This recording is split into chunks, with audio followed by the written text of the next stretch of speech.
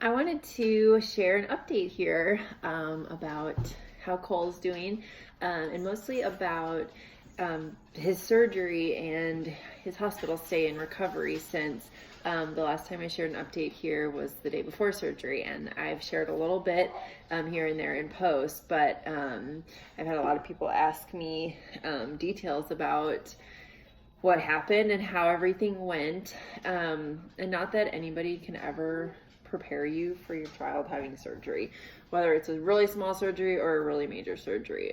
It's hard, but there were some parts of it that were easier than expected and some parts that were harder and some that were just different.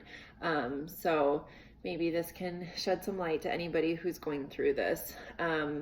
But his surgery was at noon on Friday. 9 days ago. We've been home from the hospital for a week, and his surgery was 9 days ago. So it was really hard that I had to stop feeding him at 8 because he eats kind of cluster feeds all morning long since he sleeps pretty well through the night. So that was tough, being in the hospital and him being very angry because he couldn't eat. And then the nurse taking him away was one of the hardest parts for me. It was so sad to just have somebody take him and just be so unsure of what was going to happen. So definitely cried a lot when that happened. And then the surgery was about 3 hours long, so that time felt like forever. Thankfully, we had family at the hospital with us to eat lunch with us and keep us distracted. I had so many friends texting me, which I appreciated so much, just to keep me as busy as possible, keep my mind off things. Just something kind of funny. I brought my breast pump, but I forgot the plug, so I didn't have a pump and I needed to pump. All you nursing mommies know what that's like. So I had to wait around for the hospital to get a pump for me, which was a good distraction of time for about an hour. And then we got a text on our little pager that said, "Surgery's done, the doctor's ready to talk to you." And Jeremy and I had to sit in this conference room for like 10 minutes. It felt like forever waiting for the doctor. I don't know why. I just felt like I was going to throw up sitting there waiting for him. But thankfully, oh, there's a fly. We got good news. Surgery went as expected. Everything went just like they had planned. It couldn't have gone better.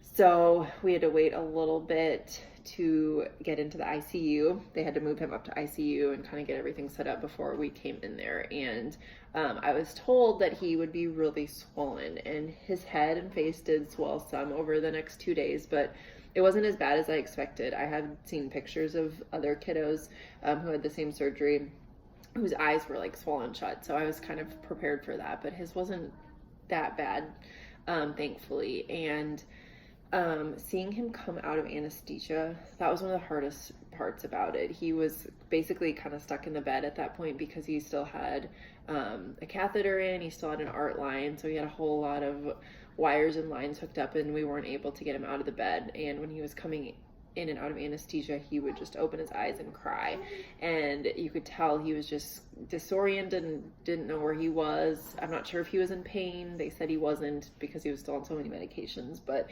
just very inconsolable. And as a mom, all you want to do is pick up your baby and hold them and rock them and make them feel better. And it was so hard to see him going through that and not just be able to pick him up and nurse him and hold him.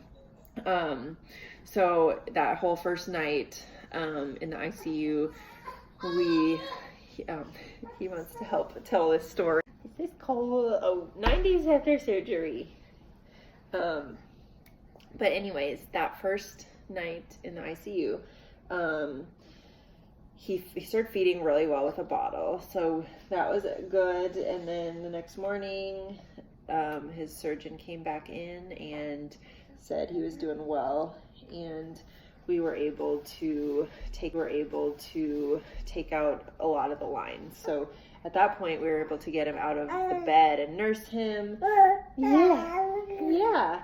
And that just made things so much easier to be able to hold him again. So that whole next day, we were just trying to keep him comfortable, trying to wean the, yeah, tell him. Yeah.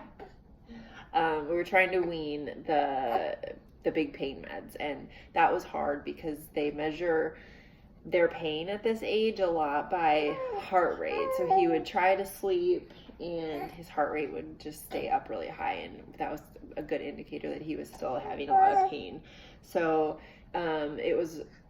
it was a little stressful that day because we had been told we should be able to go home the following day, but if he was still on the morphine, obviously you can't discharge from the hospital. So I felt like we weren't getting to a point where we needed to, as far as being able to go home. But thankfully that afternoon was the last dose of that, and then he did really well the next night, and we were able to discharge home the next morning on Mother's Day, which was really great.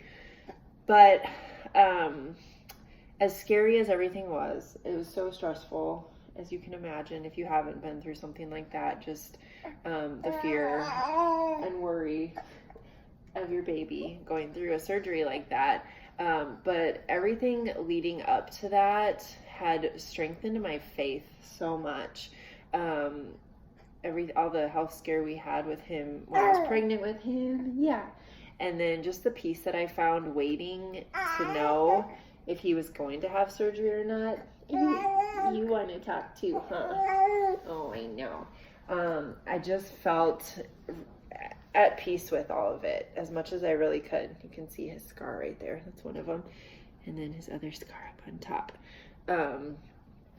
So even when things were really stressful or I was worried we weren't going to discharge home, I just was able to stop and take a breath and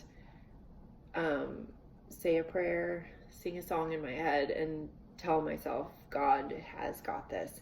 He's watching over Cole. He has him wrapped in his arms, and this whole experience has been so scary and stressful and emotional, but we were able to find so much peace and faith through all of it.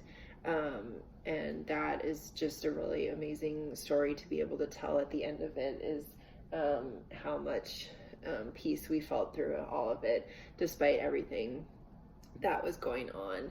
And just being on the other side of it and being done with the worst part is such a relief.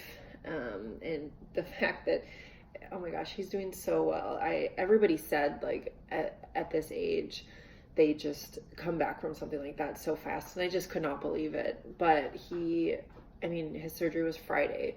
We went home Sunday. By Tuesday, really, he was like pretty much back to his normal self. And I don't know if it's possible because he has just always been such a laid back, happy baby, but I swear since surgery, he's just even happier and smilier and talks more than he did prior to surgery. So it's been really amazing to see him be so strong and resilient through all of this. And it's like you would never even guess that he had been through everything that he's gone through in his short little life. And he just turned 3 months this week. So he's a trooper.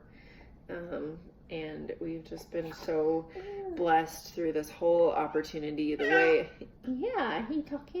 the way that everything happened was just so much of God working in his story and in protecting him and watching over him and giving favor to him. And really, the whole situation turned out as best as it possibly could have, considering the circumstances. And we're so grateful for that.